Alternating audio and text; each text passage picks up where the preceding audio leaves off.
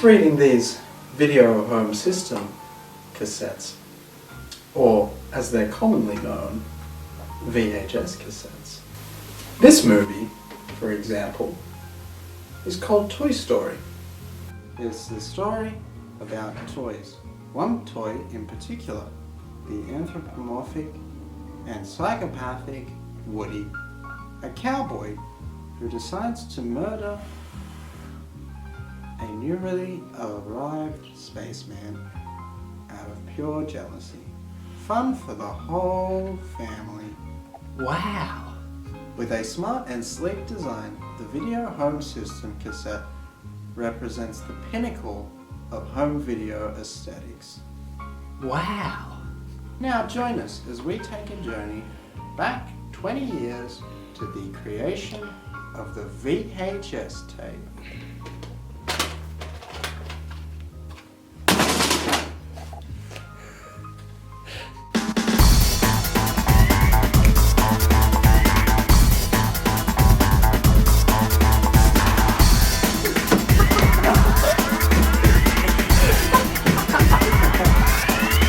Hey baby, it's the 80s! Hiya! We're here to talk about the VHS. And the exciting opportunities it has for you! Invented in Japan in 1976 by the Victor Company of Japan, the VHS was introduced to the market as a viable and affordable competitor to the Betamax home entertainment system. The following year, it was introduced into the West, to critical acclaim. The VHS jumped the market and quickly became the #1 system, but it wasn't an easy climb for the VHS. Jumping to 1971, the Victor Company of Japan, or JVC, entered the race and said, we need to build a consumer-based system, so they devised these 7 points that the system must meet. But disaster struck in 1972 when the commercial video industry took a hit in Japan, but the lead engineers secretly worked on that project in 1973 and built a prototype. In 1974, Sony's Betamax was on the up and up and was about to force the Ministry of International Trade and Industry to only allow Betamax to be sold. JVC said no and produced their own, but Sony, with the goodwill of the industry, refused to budge on the Betamax and continued to develop and release it in 1975. JVC followed up with the release of the VCR in 1976, and the VHS wars begun.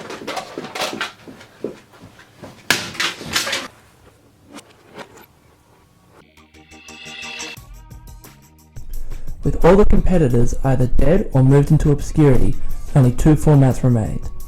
Our hero, the VHS, was sleek, affordable and ready for action.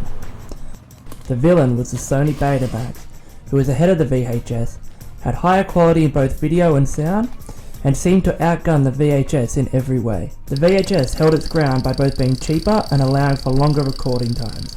It continued even when under fire from the Betamax. It looked to Western markets and allowed the design to be built by many corporations, and created an aggressive market of low prices.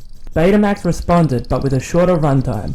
Betamax struggled to keep up, even with its higher quality and a more premium product. The Betamax attempted to flush VHS out by creating longer recording tapes, but VHS narrowly avoided this by creating 10-hour long tapes, and due to an economics of scale, were much cheaper than the Betamax tapes. The battle came to a head-on collision, and by 1986, VHS had dominated the market, with many stores only stocking VHSs. Consumers flocked, and this perpetuated VHS to the king of video. Be kind. Rewind. Pretty incredible that this little thing can do all that, huh? Well, that's not all. Let's take a look at the future of the VHS and what exciting opportunities may arise in the future.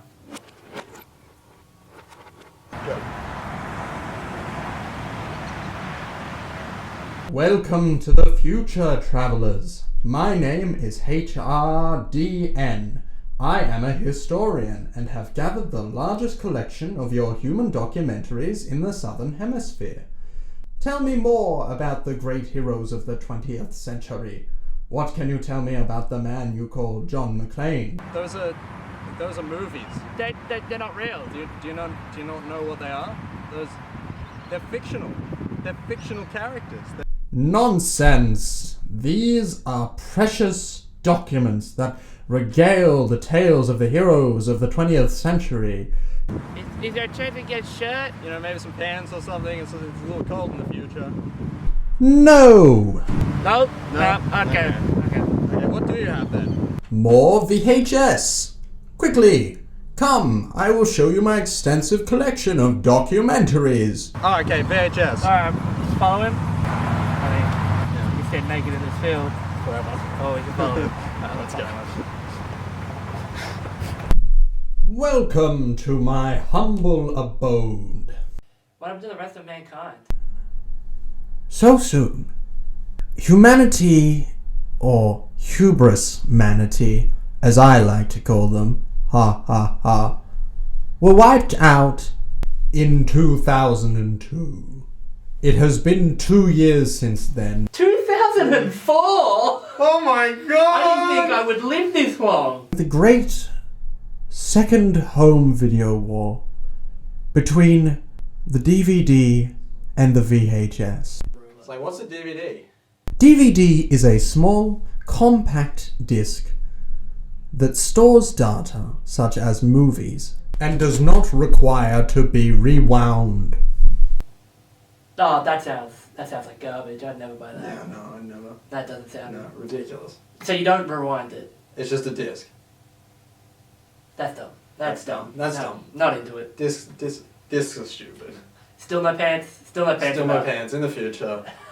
Things are on discs. I don't want to live in this. I don't want to live. This is not the brave new world that I was hoping. Where's the exit, Mr. Hardon?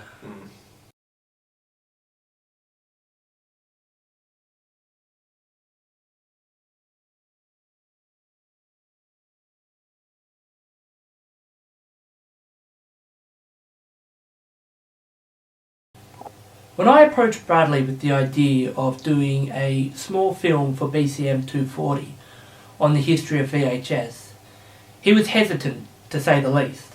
Riley Jones is the worst person that I've ever worked with. But I think I really worked my charm on him. How best to describe him?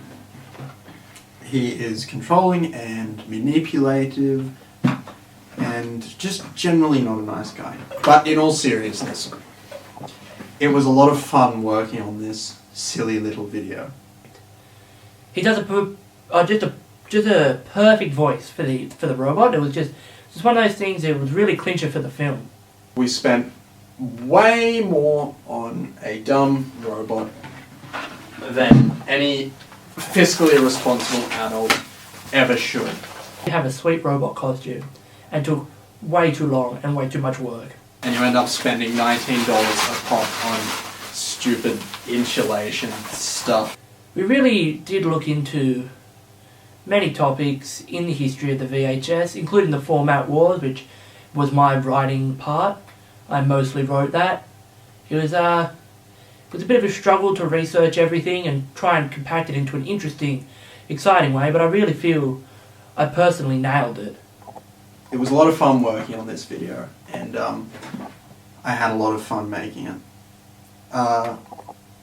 It's silly, and I'm not really sure if it gets the point of the assignment across, but I'm really glad that I did it. There were some bits where I was a bit worried, but Bradley really pulled it together in the last moment. I really think we worked very well as a team. A little bit of organisation is always nice, always goes a long way. And, you know, even if it is down to the wire with this sort of thing, you know, it's the journey that matters as opposed to the ends, I suppose. In relation to Bcm240, I don't know what this film has. Possibly none. I'm not really sure if it gets the point of the assignment across, but I'm really glad that I did it. This probably could get an F. And I'm aware of that. Just for clarity, I had a lot of fun making this. I got to work with my friend on something that a lot of people would consider, kind of childish. I can understand why people would say, Riley, that's a bit dumb, because it is a bit dumb. I don't think that you're going to watch this video and become an expert on the VHS, but it's really more of just a love letter. The idea sprouted from my love of VHS. I have gone on a bit of a binge and bought a lot of them. I've got about a collection of 200 or so at home, and I'm really enjoying the aesthetic of the VHS, and it's an interesting video format for the way that it remembers where you last were, and it's kind of, in a sense, spiritually, I connect with it. Because, the VHS format, despite the musings of Riley Jones, is not the most ideal format to view a film in. But I will say that it takes me back. The most. It's a thing that you can sit down, have a laugh, bring the family around, enjoy it. It's one of those things. And I hope you had as much fun watching it as I did making it. But if you didn't, I appreciate that. Please don't send me any strongly worded letters. I understand some people have different tastes. That's totally cool. But thank you for watching.